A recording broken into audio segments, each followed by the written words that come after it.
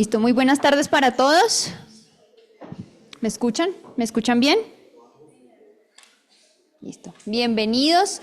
Gracias a todos quienes nos acompañan hoy en el auditorio San Raimundo de Peñafort de la Universidad Santo Tomás Seccional Tunja, a quienes han aceptado esta invitación de manera remota y nos acompañan a través de la sala de Zoom de Ascun, organizador también de esta importante estrategia, y en especial mil gracias al doctor Antonio de Pedro por haber aceptado esta invitación.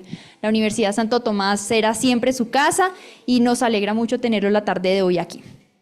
Estamos esperando a algunos compañeros que van a ir entrando a la sala, pero cumpliendo con el itinerario que tenemos establecido, vamos a dar inicio en este momento a Viaje Global España. Viaje Global España, en su 7ª edición, en el año 2025, tiene como país invitado a España. Gracias a todos los que nos acompañan en este evento denominado Las Ideas Ilustradas, Viajes de Ida y Vuelta entre Europa y América. Nos alegra mucho tener a quienes nos acompañan en el auditorio y de manera remota a través de la sala de Zoom. Gracias por haber aceptado esta invitación. Mientras vamos dando inicio y conociendo un poco más sobre mi experto o nuestro experto invitado la tarde de hoy, les voy a pedir a quienes están en la sala de Zoom nos vayan escribiendo y contando un poco desde qué países, desde qué instituciones nos acompañan la tarde de hoy. Les quiero contar que Viaje Global es una iniciativa desarrollada en el año 2020 por la Fundación Universitaria del Área Andina, articulando actividades de internacionalización en casa que favorecieron el relacionamiento externo de nuestra comunidad.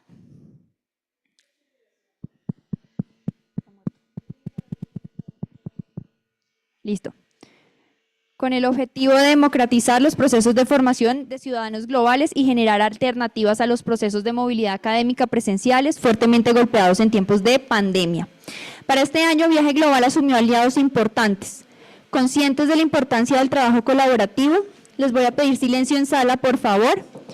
Se consolidó una alianza estratégica entre Área Andina y la Asociación Colombiana de Universidades Ascun para el desarrollo de lo que además integró en este destino a un grupo de universidades colombianas dentro del comité organizador.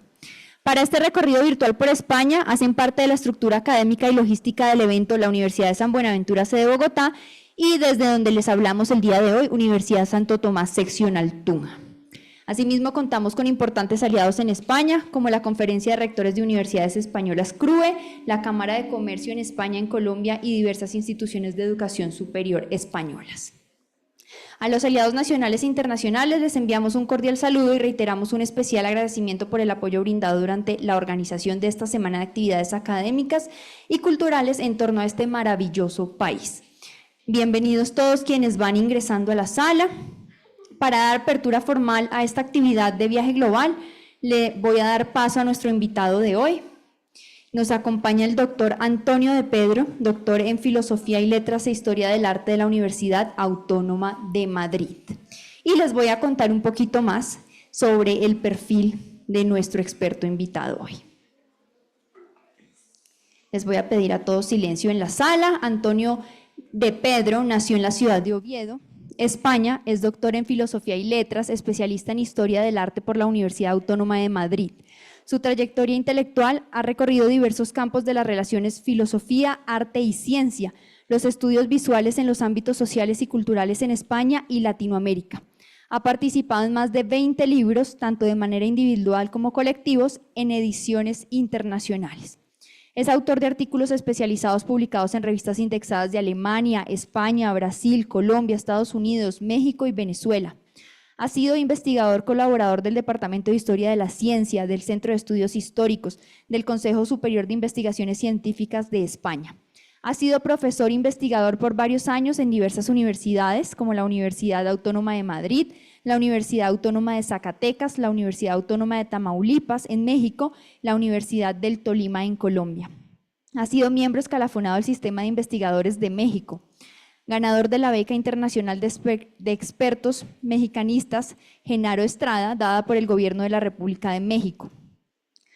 Ha fundado y es presidente de la Red de Estudios Visuales Latinoamericanos, REVLAT. Es fundador y editor de la revista electrónica Artefacto Visual, coordinador editorial de la revista Historia y Memoria de la Maestría y el Doctorado de la Universidad Pedagógica y Tecnológica de Colombia. Editor jefe del Subcomité de Publicaciones de la Facultad de Ciencias de la Educación de la Universidad Pedagógica y Tecnológica de Colombia, director de la maestría y del doctorado en Historia de la misma UPTC. Actualmente se desempeña como profesor de tiempo completo de la Escuela de Ciencias Sociales de la UPTC y de la maestría y doctorado en Historia. Igualmente adelanta una investigación que se verá reflejada en un libro sobre los populismos clásicos en América del Sur, los casos del peronismo y el gaitanismo, imágenes e imaginarios. Esto es solo una síntesis, doctor, de su amplia historia, experiencia, y aún más agradecido soy por tenerle con nosotros. Les invito a tomar provecho de esta experiencia. Al final vamos a tener una sesión de preguntas. Quienes están en la sala de Zoom las pueden ir dejando a través del chat y al final las vamos a dirigir al doctor Antonio de Pedro. Sin más, doctor, bienvenido. Este auditorio es suyo y nuevamente gracias por aceptar la invitación.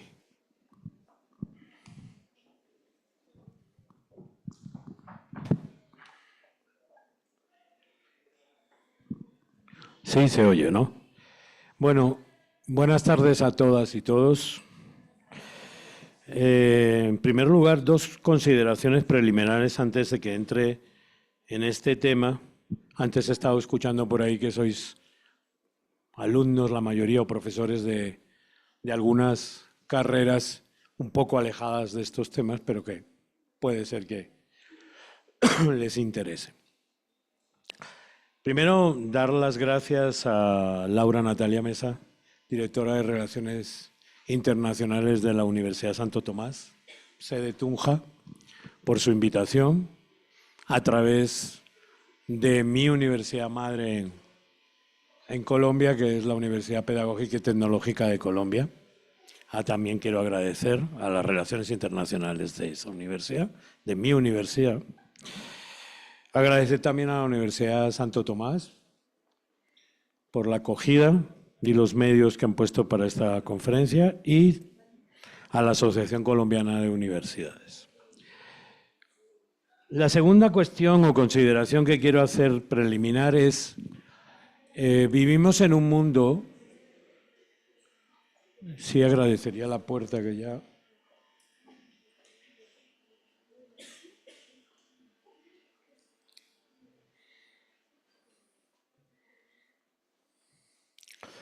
Decía entonces que vivimos en un mundo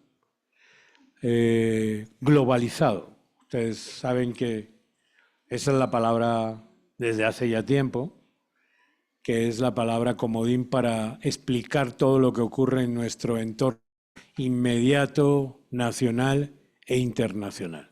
De hecho, en estos momentos, la globalización, digámoslo así, sufre una serie de envites a nivel, ya que ustedes son muchos de comercio, a nivel de los aranceles comerciales y del comercio internacional. La palabra globalización es una palabra proveniente del mundo de las finanzas y del mundo del comercio, básicamente. Pero existe otra palabra que es más bien ligada a la circulación de las ideas y que es muy antigua como tanto el mundo, que se llama mundialización. Entonces el tema que yo les voy a traer hoy aquí es un tema que trata sobre las mundializaciones. Cómo se pueden manejar circuitos de conocimiento expresamente científico entre mundos tan distintos, porque si uno piensa que ahora coge uno un avión, como voy a coger yo mañana, y me voy a plantar en Europa en 9 horas, pues muy sencillo. Pero cuando tienes que surcar la mar océana, que decían los antiguos, y cruzar ese Atlántico, con lo menos en la época del siglo XVII y XVIII, tardando 3 y 4 meses, ¿verdad? Pues la cosa no es tan fácil, el tiempo se mide de otra manera. Pero así todo, las ideas de la humanidad han circulado por vía terrestre, por vía marítima, sobre todo, durante siglos y siglos. Dicho esto, vamos a centrarnos, y les voy a pedir que hagan un esfuerzo por centrarse en una época muy distinta a esta. Que piensen ustedes en 1700, siglo XVIII, ¿verdad? En un mundo muy distinto al europeo, el asiático y el americano. América, o mejor dicho, como se le conocía todavía en los documentos oficiales, son las Indias occidentales. Y forman parte de dos enormes imperios. El imperio portugués y el imperio español. Y cuando hablo de imperios, estoy hablando de grandes y cosmogonías muy grandes, que abarcaban mundos tan diversos como las Filipinas, los mares del sur, parte de Japón, parte de China. Los portugueses tenían hasta hace poco una colonia en territorio chino, ¿verdad? Y entonces estamos hablando de grandes conglomerados de personas, territorios y economías, paisajes, naturalezas y hombres muy diversos y mujeres muy diversas. Cada uno con una sola identidad, formar parte del imperio, o bien del imperio portugués o bien del imperio hispano. Durante la segunda mitad del siglo XVIII, la corona española llevó a cabo uno de los procesos expedicionarios más extraordinarios de exploración de sus entonces territorios coloniales de ultramar. Esto era el ultramar, y el ultramar llegaba hasta las Filipinas y Australia. Y no eran efectivamente exclusivamente colonias al estilo del modelo norteamericano, que tenía Inglaterra en Nueva Gales o tenía en la zona del occidente del territorio hoy que conocemos como los Estados Unidos. Estos no eran unas colonias exactamente. Estos eran unos reinos y unos virreinatos. Los virreinatos agrupaban reinos y los reinos no tenían categoría de virreinato, que era la categoría superior. De tal manera que los que habitaban aquí eran súbditos del rey y de la corona. No eran colonos como los norteamericanos que se van a independizar en el siglo XVIII de la factoría, como factorías que eran de la corona británica. Pues este proceso de expediciones va a venir ligado al advenimiento de una nueva dinastía en la corona española. Después de una larga guerra de sucesión, los últimos emperadores austrias, ¿verdad?, los Felipe, pues dan paso a la dinastía borbónica. Todavía nosotros en España tenemos un rey de esa dinastía, los Borbones. Y con la dinastía borbónica va a haber también la implantación de unas ciertas ideas ilustradas precedentes de Francia que fueron destinadas a la modernización y reforma del vasto imperio colonial que se extendía desde la mar de la China, así era de grande el imperio español, hasta las llamadas tierras de las antípodas, que es hoy casi la frontera con la Antártida. El proyecto borbónico había diseñado, en relación con estos territorios, con estos reinos, con estos virreinatos, un novedoso plan de reconocimiento y explotación de sus riquezas naturales, en base a la introducción de nuevos métodos de reconocimiento y clasificación natural que ya se habían ensayado en Europa y en España por los más importantes naturalistas. Y es entonces, bajo estos presupuestos, que se va a plantear la exploración del mundo americano como una empresa netamente científica, pero también con una empresa ligada a una política científica. No es una ciencia solamente por el saber científico, sino es una ciencia al servicio de la política. Y con ello, la corona española buscaba reforzar el sistema colonial de acuerdo con las nuevas ideas del mercantilismo liberal, que ya hacían furor en Inglaterra, cuna de ese mercantilismo laboral, de ese mercantilismo, ¿verdad? Y que habían sido introducidas en España por los ilustrados españoles, especialmente por uno de ellos, que es paisano mío porque era asturiano, que se llamaba Rodríguez de Campomanes, y que había hecho un librito muy importante para la corona, que se llamaba Reflexiones sobre el comercio español a Indias en el año 1762. Ahí era como una especie de catálogo.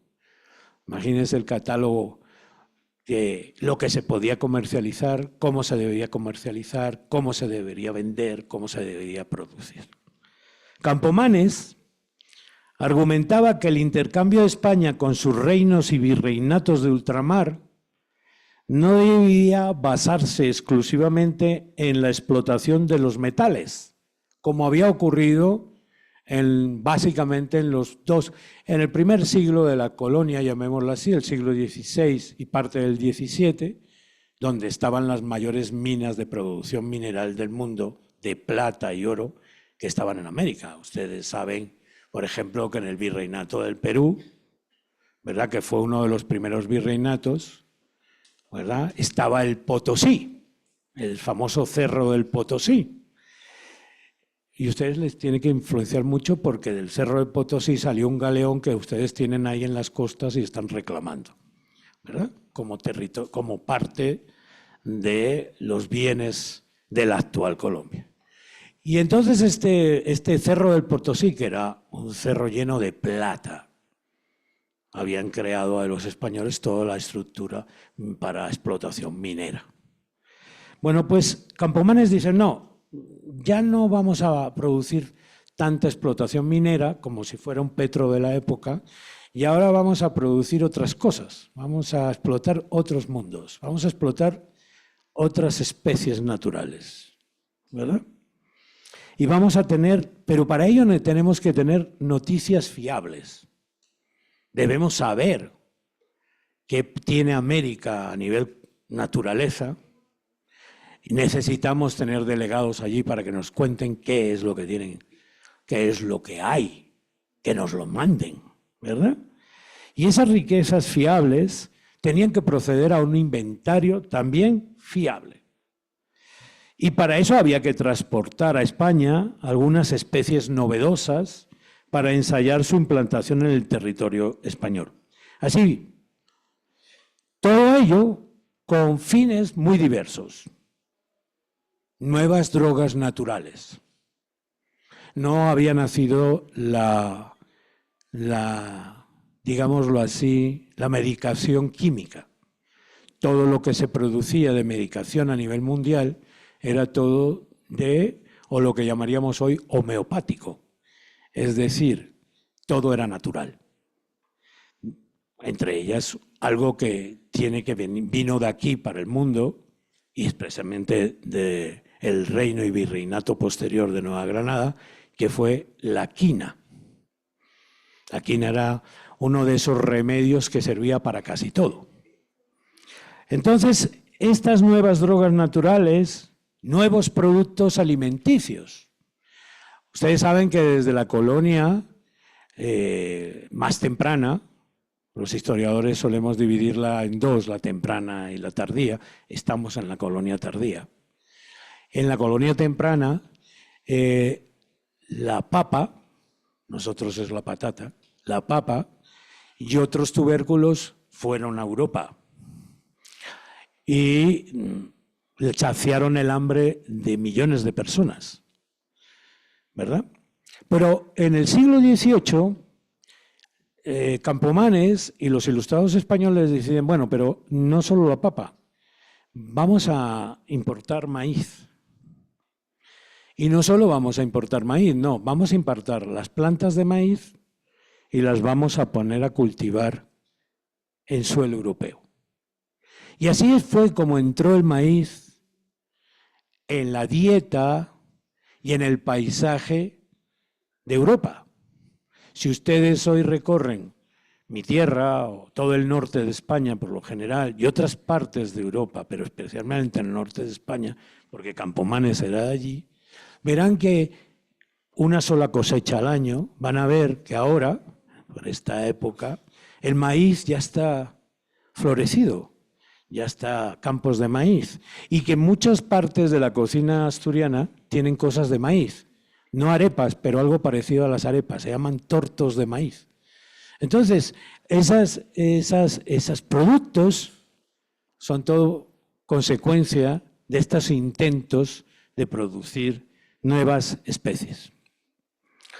Como instrumento fundamental del desarrollo de esta política se diseñó entonces un novedoso plan de expediciones, dirigidas tanto al oriente como al occidente del imperio. ¿Verdad? Había que competir ya. Ya estamos en un mundo de muchas competencias. España era el imperio más poderoso, pero estaba en declive en el siglo XVIII. Los británicos se habían hecho con un fuerte imperio, habían tomado parte de Asia, la India y demás. Entonces el imperio británico era un gran competidor, dominaban mucho el mar, ¿verdad? Los franceses también. Entonces había dos imperios con los cuales competir, Francia y el Imperio Británico. Estas expediciones científicas tenían intenciones muy variadas. Había que fijar límites geográficos con las otras potencias coloniales. Muchos de los problemas que hoy todavía mantienen ciertos países una vez constituidos en repúblicas, problemas fronterizos, vienen de ese problema. Vienen desde ahí, de los límites, cuando se limitaron cosas, ¿verdad? Se hicieron canjes, ¿verdad? Caso Inglaterra y Francia, que eran los grandes imperios competidores geoestratégicos, diríamos. El plan expedicionario borbónico de la corona borbónica española se convirtió entonces en el instrumento instructor del ideario ilustrado en América y constituyó un proceso de mundialización de ideas, ahí vamos, y de comunicación entre Europa y América. Desde algunos nuevos reinos y virreinatos americanos, dicho fenómeno expedicionario fue enfrentado con dos posturas contrapuestas. Los que estaban aquí, que eran la mayoría de ellos descendientes, criollos, la palabra criollo es una palabra muy dada a las equivocaciones, porque criollo viene de la palabra creole, y de la palabra creole, nacida en el Caribe, se identificaba a los negros que habían nacido en América ya. No eran ya los negros traídos de África, sino los que ya llevaban una o dos generaciones de esclavos y ya a eso se les llamaban negros criollos. Se les consideraba negros más dóciles, más adaptados a las costumbres, etcétera, que los negros cimarrones, que eran negros procedentes de África, que eran muchos más agresivos. Entonces, esta palabra criollo, que nunca se empleó en la época, eso ha sido un invento del siglo XIX, en el siglo XVIII, y ha sido un invento de las repúblicas. La palabra que se empleaba era españoles americanos. Todos los descendientes de los conquistadores y sus mezclas, aquí en Tunja, el fundador, los hijos del fundador, etcétera, eran españoles americanos, ¿verdad? Y ellos no hablaban de otra cosa que de españoles americanos. Pues estos españoles americanos, de varios virreinatos y reinos, vieron este proceso expedicionario no como algo sin interés, sino con mucho interés económico por un lado, y también con una manera de que ellos podían incidir en esos procesos que traían los expedicionarios, ¿verdad? Podían influir en esos expedicionarios. En esas expediciones venían botánicos, venían naturalistas, Bueno, la historia natural era la que englobaba la botánica y la zoología del momento, pero venían ahí y había geógrafos y cartógrafos. No existía la antropología, pero había gente preocupada por la etnografía, etcétera. Eran expediciones muy complejas. Entonces, el siglo XVIII, los criollos de aquí, los ilustrados de aquí, empezaron a tratar de incidir sobre, y se hicieron amigos, amistades, y se hicieron con respecto a ello. Pero también querían aprender, porque esas expediciones traían métodos científicos nuevos. En la botánica traían toda la sistemática de la botánica. Lástima que aquí no haya ningún botánico, para que vieran de dónde procede toda su sistemática, desde Plumier, desde Tournefort, pasando hasta Linneo. Entonces, toda la clasificación de las familias binarias ya estaba desarrollada, básicamente por Linneo, que era un sueco, un botánico sueco, y que tenía corresponsales por este mundo. La segunda postura no era tan complaciente con estas expediciones. Y esta introducción de los nuevos métodos fueron vistas por estos intelectuales criollos, que ya muchos de ellos eran protonacionalistas, ¿verdad? Se sentían españoles de América, pero muy arraigados a la tierra. Ya llevamos 3 o 4 generaciones. Pues veían que estas metodologías tradicionales iban a chocar con unas metodologías propias de aquí que se habían ido desarrollando. Y eso va a ocurrir básicamente en la joya de la corona del imperio, porque como todo, yo que trabajé en México muchos años, la joya del imperio era el virreinato de la Nueva España. No solo por extensión, sino por poder. Su extensión llegaba hasta las Filipinas. Las Filipinas dependía de la audiencia de la Ciudad de México. Imagínense los Estados Unidos, toda la gran parte de los Estados Unidos, parte del virreinato de la Nueva España. Por eso los mexicanos dicen que los gringos les han robado el territorio. Entonces, ese gran virreinato, ¿verdad?, era la joya de la corona y tenía un desarrollo brutal. Y ahí había gente muy lúcida y además estaban en un proceso de reivindicar en el siglo XVIII las tradiciones mexicas, no aztecas. Aztecas es un mal nombre. Mexicas. Todo el imperio mexica, Montezuma y los demás, ¿verdad? Estaban en ese proceso esos criollos.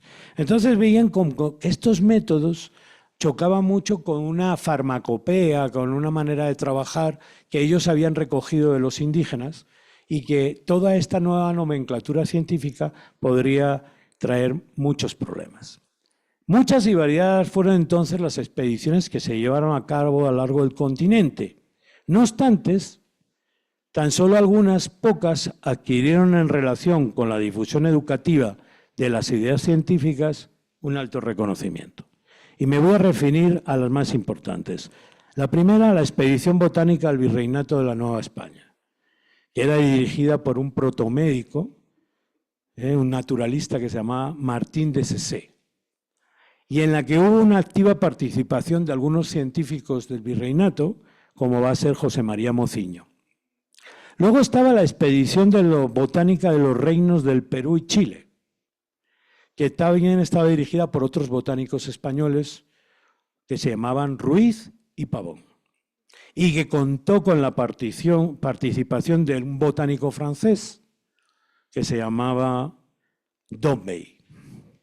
Luego estaba una macroexpedición, que fue la respuesta española del imperio a la expedición de Cook, de los británicos, que era la expedición Malaspina alrededor del mundo.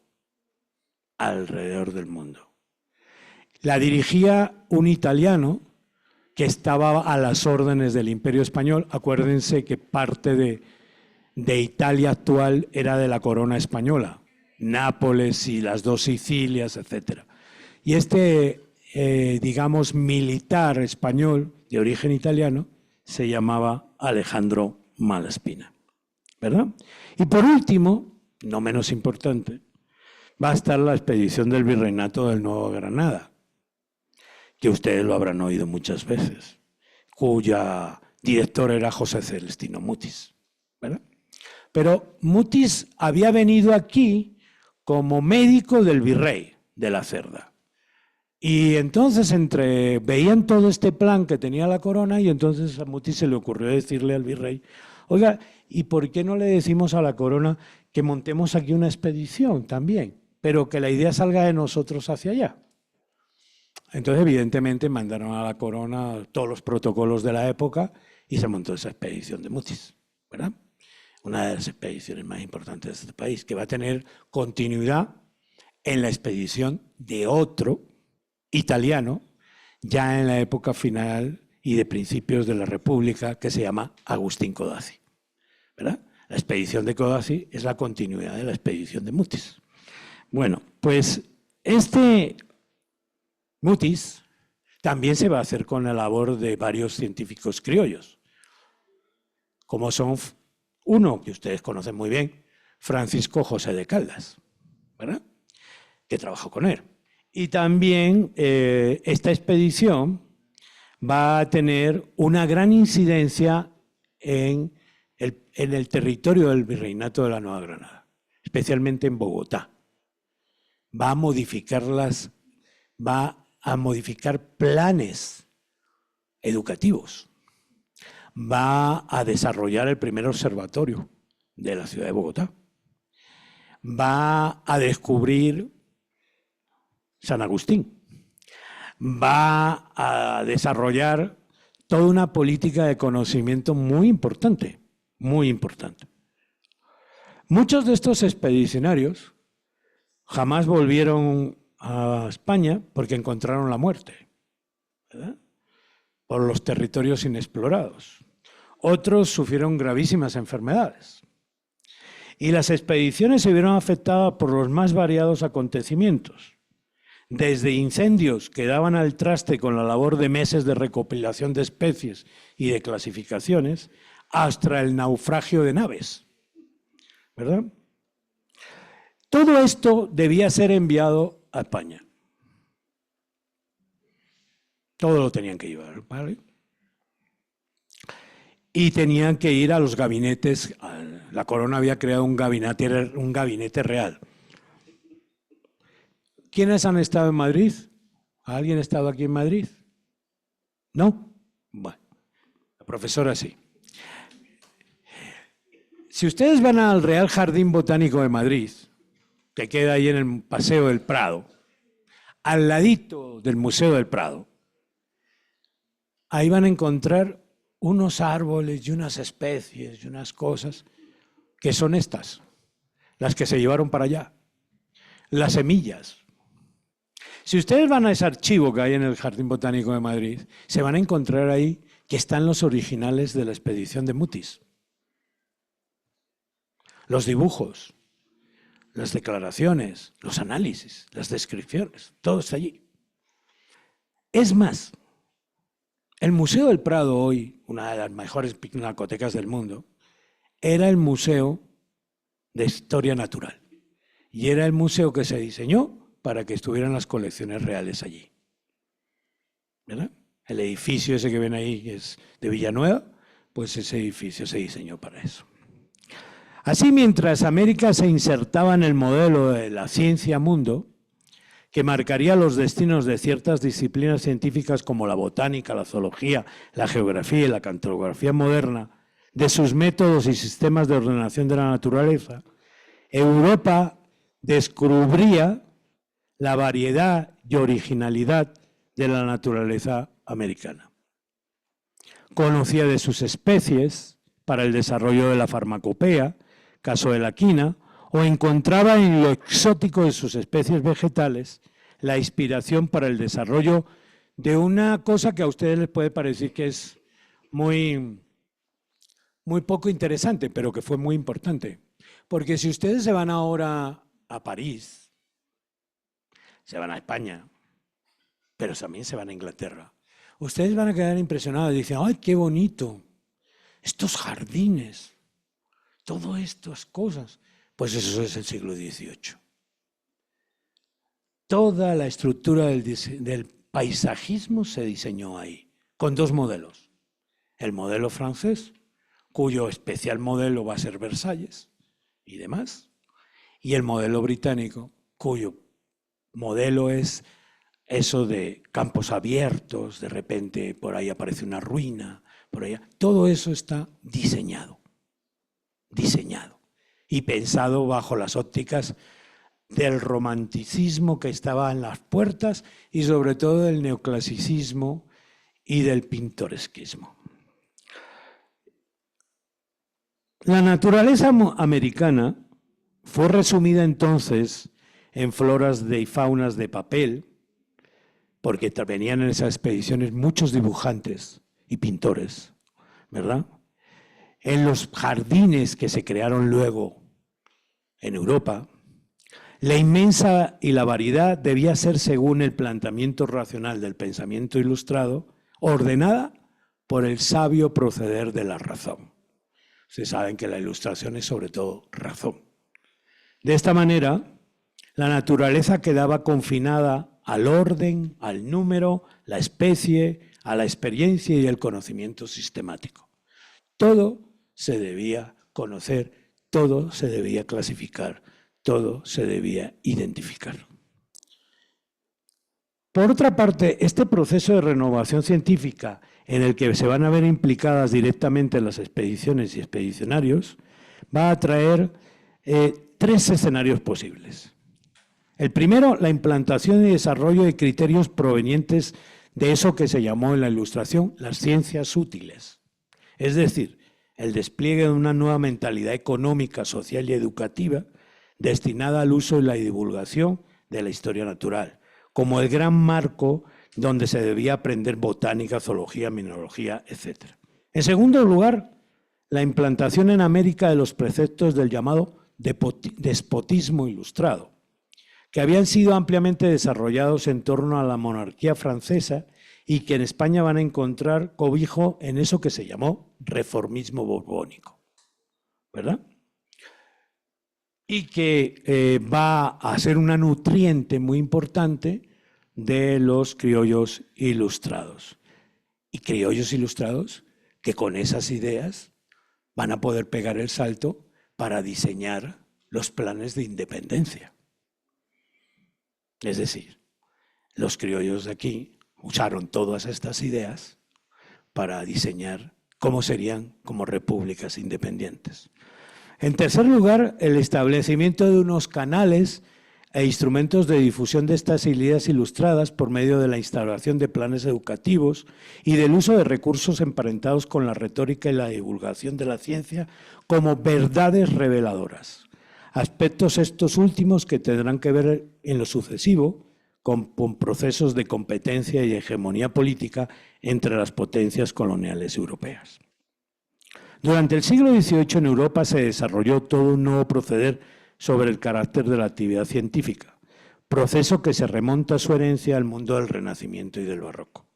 En este siglo XVIII se asiste a un complejo entramado de relaciones entre los llamados savants, sabios de la ciencia, y el poder implementado por las Cortes Reales. Las Cortes Reales descubren que su nuevo instrumento de poder es la ciencia. Los reyes lo descubren, las monarquías lo descubren y van a usar a los sabios para eso. Y no será entonces lo mismo el modelo francés, que es un modelo que España hereda hasta cierto punto, que el modelo británico. El modelo francés se caracteriza básicamente, en pocas palabras, por un modelo en donde la corona es patrocinadora de ciencia, da el dinero, pone el dinero, ¿verdad? Para que se haga ciencia en su honor. El modelo español es igual, las expediciones el dinero lo pone la corona, ¿verdad? Para ellas, para lograr información y tener especies. En el modelo británico es distinto. El modelo británico, la corona da más que todo permisos, pero quien pone el dinero son los particulares, son los comerciantes. De ahí van a nacer una de las empresas británicas la Compañía de las Indias Occidentales, una máquina de poder del comercio británico extraordinaria y además muy poderosa políticamente, muy poderosa. Hay alguna película, una serie más bien, se llama Tabú, está en Netflix, que trata ese tema de la Compañía de las Indias Occidentales. Véansela. En España el modelo entonces es el modelo francés, ¿verdad? Y son los españoles ilustrados los que van a desarrollar eso, Jovellanos, Campomanes, Florida Blanca. La acción de estos intelectuales, todos ellos muy afrancesados, como así se les llamaba, resume en convencer a la dinastía borbónica española de que la ciencia, y en particular las llamadas ciencias útiles, constituyen el auténtico motor del progreso. Eso era el motor del progreso. Apostar por ello. Y para lograr este fin, tan solo era necesario que la corona fuese capaz de emprender reformas destinadas a la implementación y mejoramiento de la administración colonial. Pero se hicieron reformas. Por ejemplo, piensen que los cementerios todos son del siglo XVIII. Antes la gente antes se enterraban en las iglesias, por eso están las iglesias de Tunja llenas de nichos subterráneos debajo. Ahí se enterraban los nobles. La gente del común, a donde pudiera. Tanto españoles como indios y mulatos, etcétera. Españoles pobres, claro, que lo sabía también. Entonces, los cementerios es una idea de higiene. El siglo XVIII de la Ilustración tenía una preocupación enorme por la higiene, ¿verdad? Y porque el control de las instituciones educativas.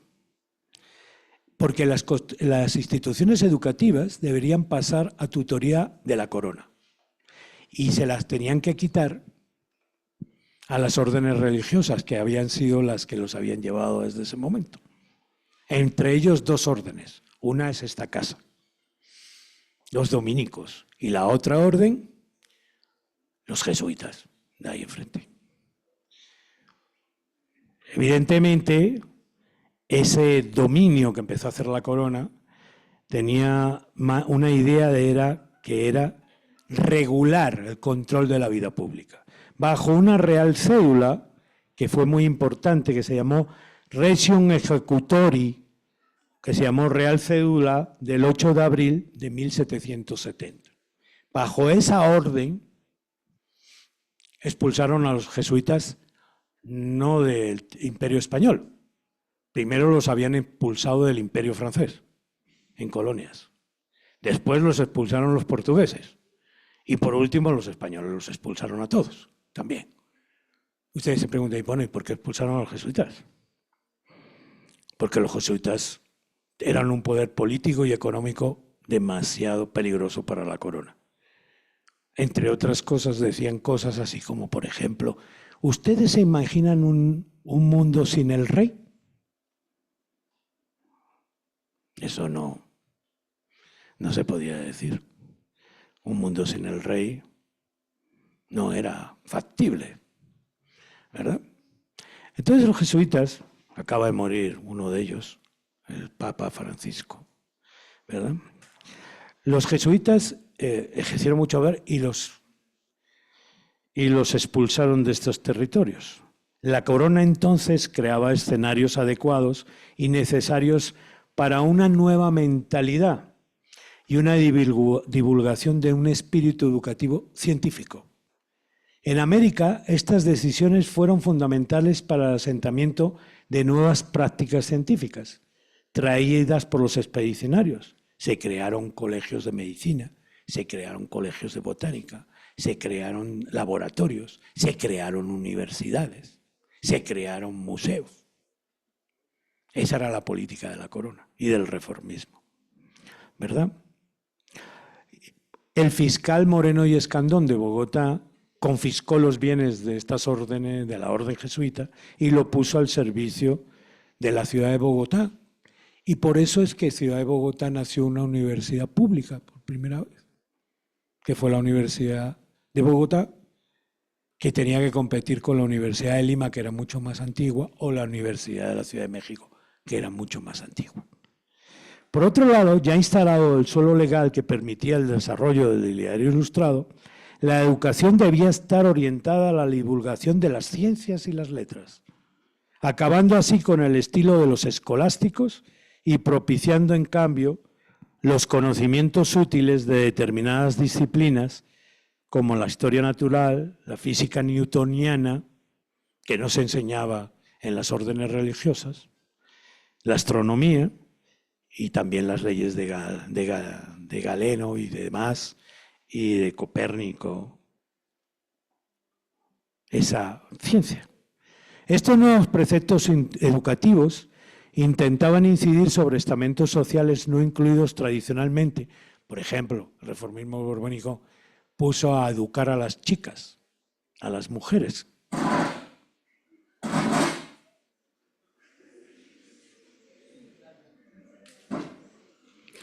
Puso a educar a las mujeres, cosa que no se hacía antes, ¿verdad? Entre otras cosas, era una educación muy elemental, una educación, saber leer, los principios básicos de la matemática, etcétera, etcétera. El plan de renovación borbónica era una serie de peculiaridades que no vamos a entrar por falta de tiempo, pero iba destinada a eso que llamaríamos hoy a una reforma integral del imperio, muy integral. Y en especial aquellas que tenían que ver directamente con las relaciones de la metrópoli y los territorios de ultramar. En este sentido, para el imperio era muy importante que las colonias o los reinos de ultramar se desarrollasen mucho, porque era una manera de competir con los otros imperios. Fíjense por un momento que se pensó incluso, primero en Portugal, y ellos lo llevaron a cabo, cambiaron la capital del imperio, la llevaron de Lisboa para Río de Janeiro y se llevaron al emperador portugués para allá. ¿Por qué? Porque Lisboa, Portugal, era un país pequeño, pero en cambio tenían un territorio enorme y había que controlarlo muy bien. En el caso de España estuvieron discutiendo en la expedición Malaspina, que hay un plan secreto sobre eso, si traían para acá al rey. Si traían y lo llevaban para la Ciudad de México. Bueno, voy a ir terminando. Pero no siempre todos estos hechos tuvieron una notable o directa repercusión sobre el propio desarrollo de la educación impartida en los reinos y virreinatos. Si bien es cierto, las expediciones se convirtieron en una especie de caballito de Troya del pensamiento ilustrado europeo, esto no pudo reducir o suplantar a ciertos procesos tradicionales de conocimiento que poseían las gentes de aquí sobre sus herencias indígenas, básicamente, ¿verdad? Pero quizás dos ejemplos nos pueden pues reflejar lo que pasaba. El primero se refiere al hecho del enfrentamiento entre los expedicionarios ilustrados, Martín Sese y Vicente Cervantes a la cabeza, con los científicos ilustrados, que estaría Antonio Alzate, ¿verdad? Y Clavijero. Clavijero era jesuita, entonces lo expulsaron y lo mandaron para Roma. Y estaba Alzate. Y se montó, los que hemos trabajado esto, una polémica muy fuerte durante el siglo XVIII entre esos, un tira y afloja. En el caso de Colombia, también hubo un problema, ¿verdad?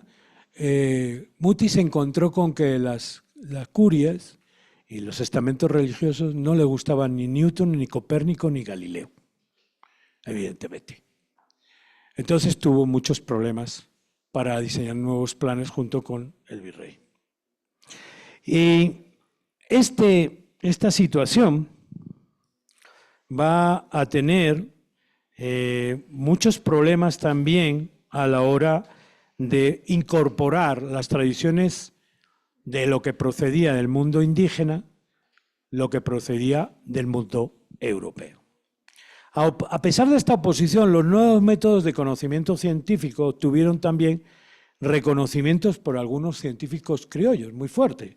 Por ejemplo, José María Mociño, que era, digamos hoy, mexicano, novohispano, pues trasladó todas estas ideas de la Ilustración, de la expedición de Sese y Cervantes, se las llevó para Centroamérica y ahí las fue desarrollando.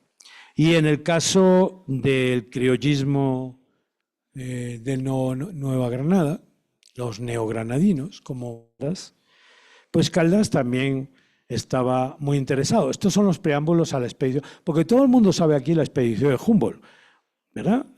Humboldt vino con el permiso de la corona, pero antes del Humboldt ya estaban todos estos desarrollados, estos preceptos. Entonces Caldas que lo fusilaron.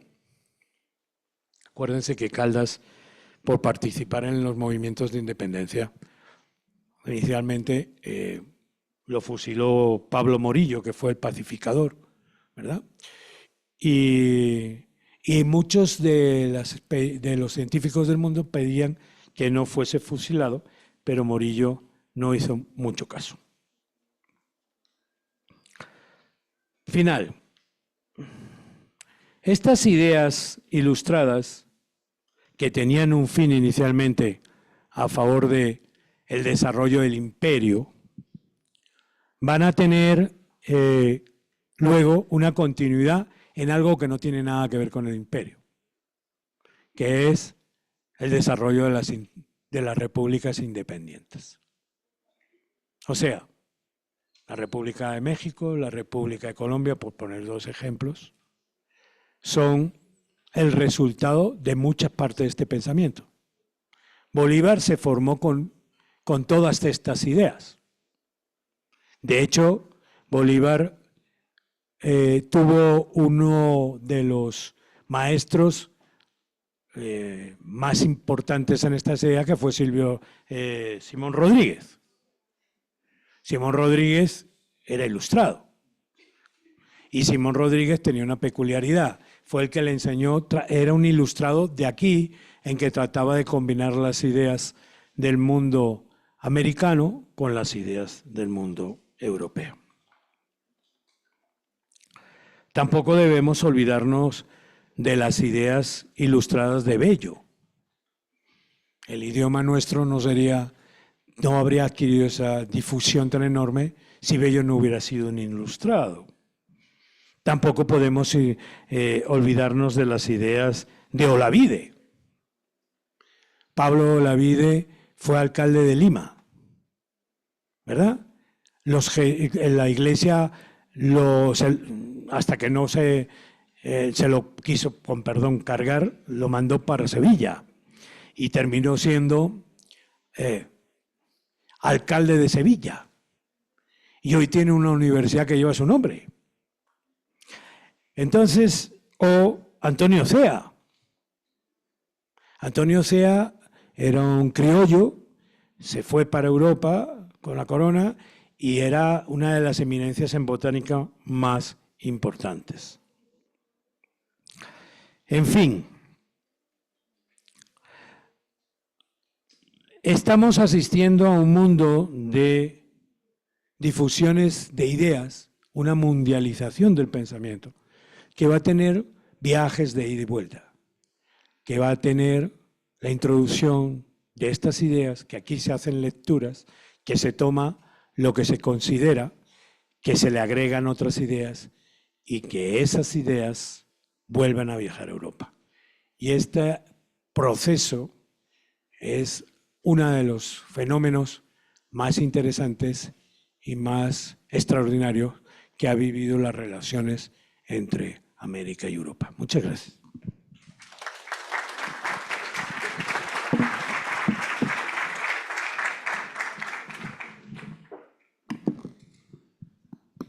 Doctor, nuevamente, mil gracias a usted por esta oportunidad. Sin duda, un abrebocas, digo yo, de esa huella americana que hay detrás de la historia europea y de esa huella europea que hay detrás de la historia americana. Y dicen por ahí que la historia se repite y como cerró, seguramente esto de ida y vuelta y estos viajes van a seguir desarrollándose. Claro. Con esto, a los estudiantes que están en este momento en el auditorio y quienes están conectados a través de la sala de Zoom, damos apertura a una sesión de preguntas. Así que, por favor, si tienen preguntas, levanten la mano, vamos con el micrófono, vamos a ver en el auditorio, perdón, en la sala de Zoom si tenemos algo. Una manito por ahí levantada. Profe Milton. Doctor Antonio, muchas gracias por su conocimiento compartido. Tenía una pregunta muy sencilla, tiene que ver con lo que usted se refirió, con el caso del tomismo, esa tradición que heredó esta casa de estudios. Pero mi inquietud tiene que ver con qué rol tenía el tomismo con la ilustración. ¿Fue promotor? ¿Más bien lo detuvo? En el sentido siguiente, si los jesuitas también quizás tenían esa vena tomista, pero al mismo tiempo fue el clero que de formación tomista se oponía un poco a los avances de la ilustración. ¿Se podría hablar de varios tomismos o de quizás una contracara del tomismo? ¿Cuál fue ese rol en ese momento de la llegada de la ilustración a este nuevo mundo? Muchas gracias. Bueno, yo no soy un experto en religiones, ¿verdad? Pero sí puedo decir algunas cositas. Todas las órdenes religiosas, menos los jesuitas. Es curioso. Los jesuitas, que eran la orden por excelencia papal. Los jesuitas han sido el papa siempre. Es la orden de Roma. Es la orden que defiende Roma. Los jesuitas eran gente bastante inquieta ante estas ideas. Hubo jesuitas, algunos ilustrados. Eran más receptivos a estas cositas, ¿no? De hecho, las élites americanas en varios países se han formado con los jesuitas, las élites independentistas con los jesuitas. Con el caso de los dominicos, cada orden tiene su tradición. Los dominicos tienen una tradición que les lleva a los reyes católicos, sobre todo a Isabel, que es la creación de la Inquisición. Entonces, los dominicos eran los dominicanes, los perros de Dios. ¿Por qué? Eran los vigilantes de la fe. Aquí a muy pocas cuadras estaba instalado desde el siglo XVI la Casa de la Inquisición y la manejaban los dominicos, ¿verdad? Entonces es una orden mucho más reacia a estos aspectos de apertura. Todas en general son reacias. Yo siempre llamé, cuando estaba en México y se reían mis colegas, que yo siempre clasificaba a los jesuitas como la revolución imposible. Los jesuitas son muy revolucionarios dentro de las órdenes eclesiásticas. ¿Eh? Francisco, ahí lo tiene.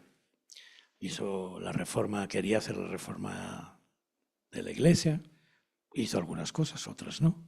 Pero eso es imposible, ¿no? Pero por un debate de ideas que aquí no vamos a entrar. Pero las órdenes en general, los franciscanos, los agustinos, que han tenido un papel muy importante como el Papa actual en la educación, y en América mucho. Aquí ha habido colegios agustinos en Bogotá, y aquí muy fuertes. Yo podría decir que parte de la élite actual de Tunja estudió con los agustinos, ¿verdad? Entonces, y eso que mi amigo Abel Martínez estudió con los agustinos. Entonces, eso crea impronta. Entonces, la Iglesia en general, como estructura, siempre se trata de adaptar, se ha ido tratando de adaptar, pero es muy reacia a cualquier cambio. Muy reacia. Acuérdense que hasta hace poco la Iglesia no pidió perdón por las cosas de Copérnico y Galileo. O sea, ¿verdad? La Iglesia evoluciona, digo católica, pero le cuesta el proceso, le cuesta mucho, porque tiene que redactar todas sus estructuras de pensamiento. Estamos hablando de un mundo en donde existe el infierno. Hoy en día, digámoslo así, la Iglesia no habla ya del infierno, ¿verdad? Pero este es un mundo de pecadores y son reacios a esas cosas. Y actúan, evidentemente. Entonces, yo no sé cuánto el tomismo ha influenciado o cómo se renovó el tomismo, por eso no puedo, no lo sé, pero que evidentemente como estructuras y órdenes fueron siempre muy reacias. Les voy a contar una cosa que quizá ustedes no saben. El hijo del fundador, que ahora se me escapa el nombre, que realmente es el que hizo la casa y el que mandó a hacer las pinturas y todo lo demás, porque el padre no llegó ahí, solo cortó las cosas, pero no llegó. El hijo del fundador, el fundador tenía una capilla ahí en lo que era la iglesia mayor, no era catedral, era iglesia mayor. Una capilla que entraba y salía, pero, y lo enterraron ahí. Pero otro de los grandes, digamos, conquistadores de la época, montó una capilla famosa que se llama la Piña de Oro, al lado de la capilla del fundador. Ustedes la pueden ver ahí. Ahí trajo pintores. Era una cosa que Castellanos decía, la llamó así, la Piña de Oro, era fulgurante. Bueno, pues el hijo del fundador, viendo que había una competencia entre ellos, entre las élites de los conquistadores, decidió ser enterrado aquí, en los dominicos. El que vivía enfrente, aquí, en esto que se llaman ahora centro comercial, ahí estaba la casa del hijo que mandó a hacer la capilla en la iglesia mayor. Y aquí le montó la capilla del Rosario, para que la viera todos los días. Para que vean ustedes las competencias. Claro, los dominicos estaban muy interesados que la figura básica de esta ciudad, que era el hijo del fundador, estuviera enterrado, fuera a enterrar aquí, en la capilla del Rosario. Están todos ahí, enterrados, debajo. Perfecto, doctor. Muchísimas gracias. ¿Alguna otra pregunta en el auditorio? No se vayan, que vamos a proyectar un código de asistencia. Quienes están en la sala de Zoom nos han dejado, creo que un comentario un poco más arriba. Elkin Colmenares nos dice: la ciudad perdida de 2016 también recrea los viajes expedicionarios de un británico. No sé. ¿Cuál es el británico? ¿Cuál es el británico? Elkin, si nos puedes dar respuesta a través del chat o abrir tu micrófono, estás bienvenido. Sí, que nos cuente Elkin, que fue alumno mío, que me cuente quién era el británico. Por ahí está escribiendo. Sí. Ya te paso micrófono para que te escuchen en sala.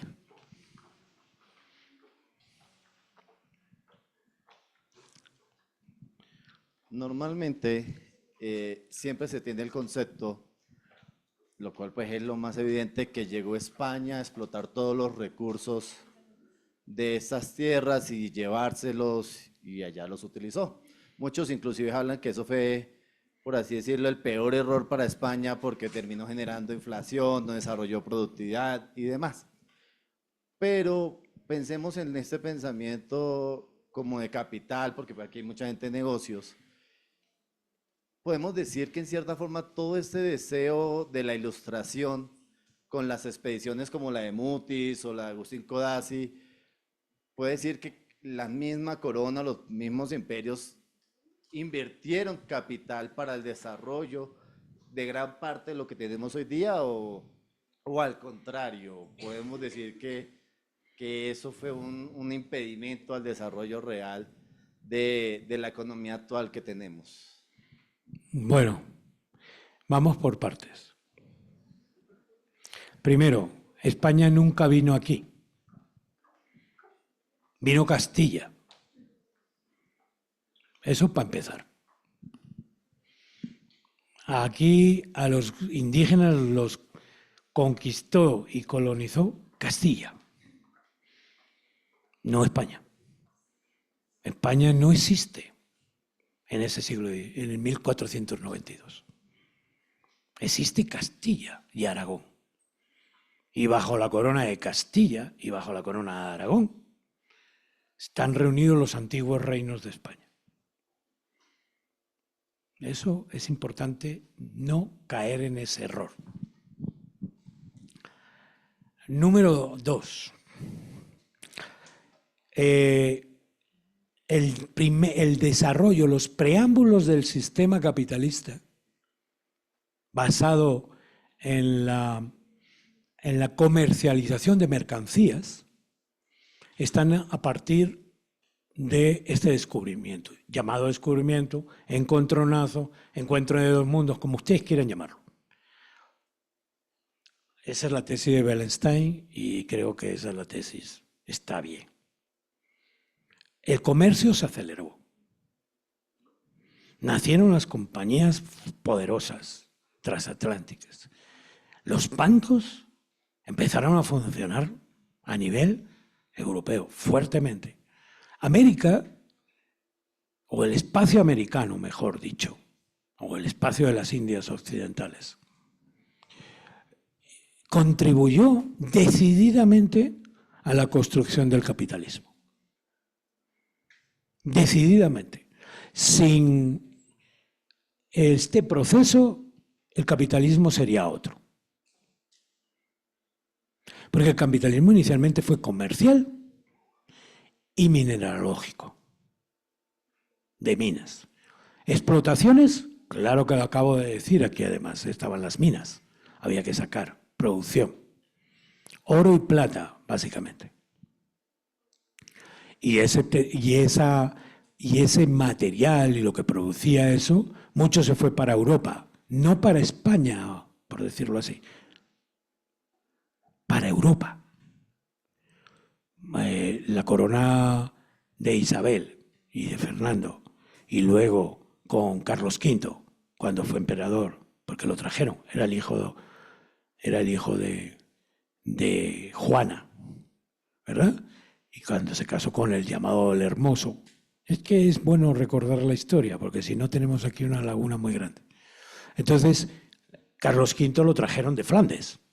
No sabía ni hablar castellano cuando tomó la corona española. Tenía 17 años. Hablaba flamenco. Se había creado toda la vida con los Habsburgo. Y él era por descendencia rey de España o rey de los reinos de España y posteriormente emperador. Y su hijo Carlos V, que le dio a esta ciudad el título de ciudad, por eso está el blasón ahí, pues evidentemente heredó el imperio del padre. Y evidentemente todo este imperio fue distinto. Aunque fuera un imperio, no todos los virreinatos y reinos funcionaban de la misma velocidad, ni tenían las mismas funciones. Había unas leyes para todos, pero luego esas leyes en los territorios por los virreyes eran interpretadas y desarrolladas en función de lo que tenían. No era igual, no era igual. No era igual un reino de Nueva Granada, que era un reino comparado con otros virreinatos pobre, comparado con el del Perú o el de México, ¿verdad? Que el mexicano, era una máquina. Entonces, no es igual. Sí, en el siglo XVIII, que es la colonia tardía, como les dije, en el siglo XVIII hay algo que impusieron que vivimos de ello todavía, que es la ciencia y la hija que se llama tecnología. Es decir, en el 18 los ilustrados dijeron la ciencia es el único camino para el progreso. Y hoy lo estamos viendo. Ese camino que se abrió en el siglo XVIII con la ilustración es lo que tenemos hoy.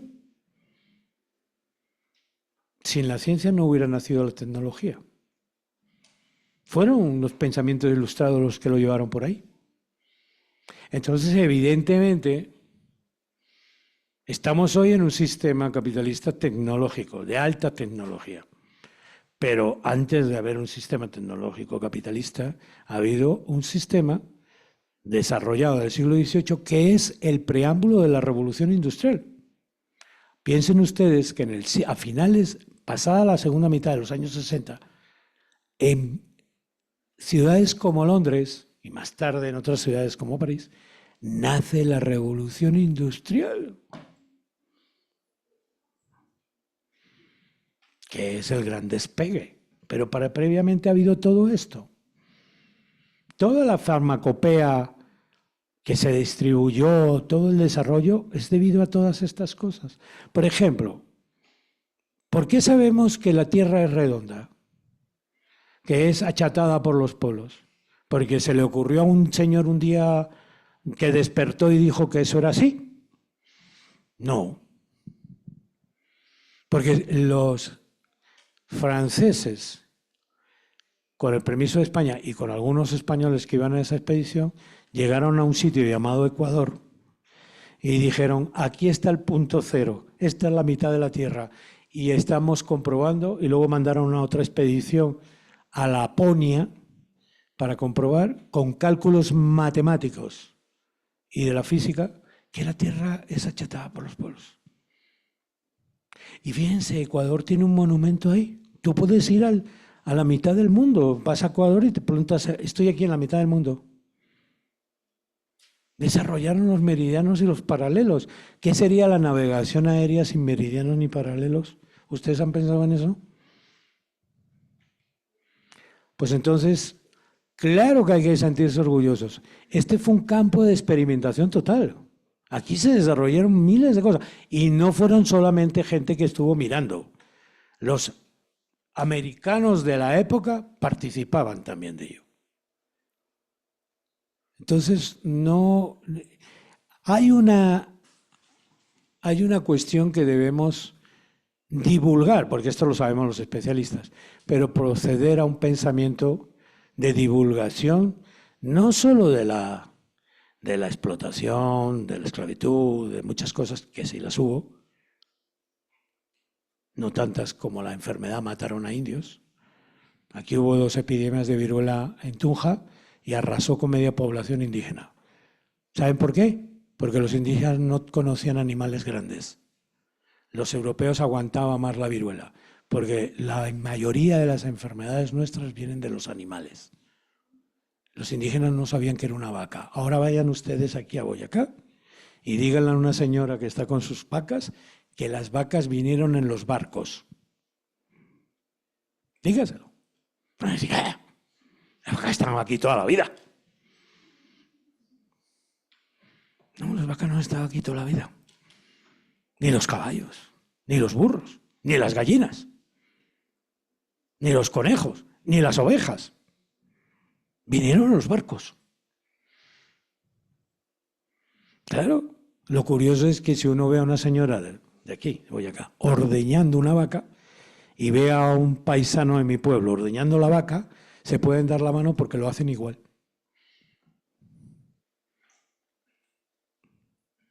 Y eso también es extraordinario. Un aplauso nuevamente, doctor. Muchísimas gracias. Ha sido un honor para nosotros tenerlo aquí la tarde de hoy. Gracias por aceptar la invitación, gracias por sacar el tiempo para compartir. En nombre de la Universidad Santo Tomás, seccional Tunja, y de todo el grupo que integra la organización de Viaje Global, muchísimas gracias por haber estado esta tarde con nosotros. A ustedes, chicos, gracias por acompañarnos, gracias por su tiempo, por aceptar la invitación. Y recuerden que Viaje Global continúa toda la semana. Vamos a tener diferentes espacios culturales, culinarios, artísticos, para que se vinculen a las actividades que tendremos en formato presencial y virtual. Sin más, les pido por favor diligenciar el código de asistencia antes de salir, y a quienes están en la sala de Zoom, diligenciar el Forms que ya está en el chat. Muchísimas gracias a todos y nuevamente bienvenidos a Viaje Global.